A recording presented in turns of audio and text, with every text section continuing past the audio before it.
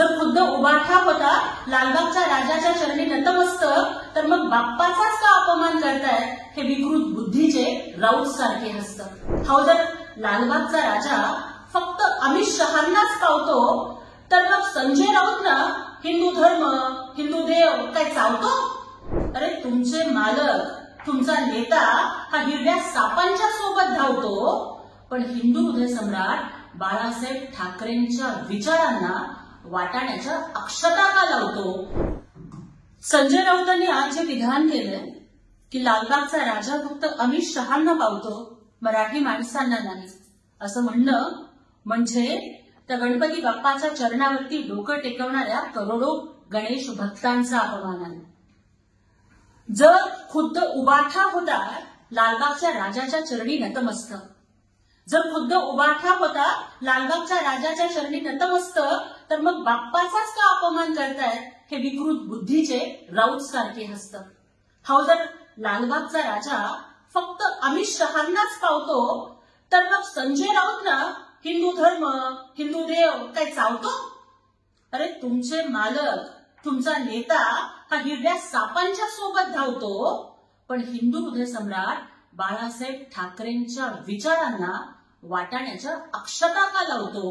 हा प्रश्न राऊत तमाम महाराष्ट्रातली जनता तुम्हाला विचारत आहे.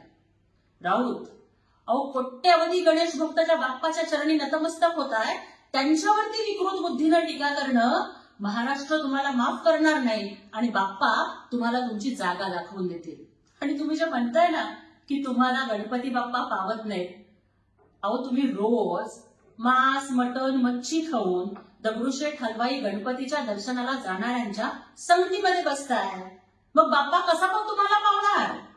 हे बघा, आम्ही सुद्धा मांसाहार करतो, पण आमचा धर्म, आमची संस्कृती आम्हाला एवढं तरी शिकवते की मटण खाऊन देवळात जाऊ नये.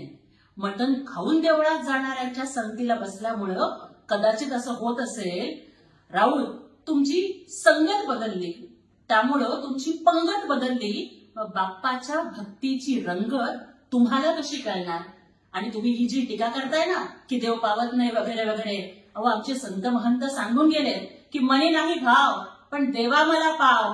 देव अशानं पावायचा नाही रे, देव बाजारचा भाजीपाला नाही रे, हे तुम्ही लक्षात ठेवा. आणि आज राऊतनी जी काही भविष्यवाणी केली आहे ना की येणाऱ्या स्थानिक स्वराज्य संस्थांच्या निवडणुकीत उभाठा जिंकणार, मला तर हसू येते.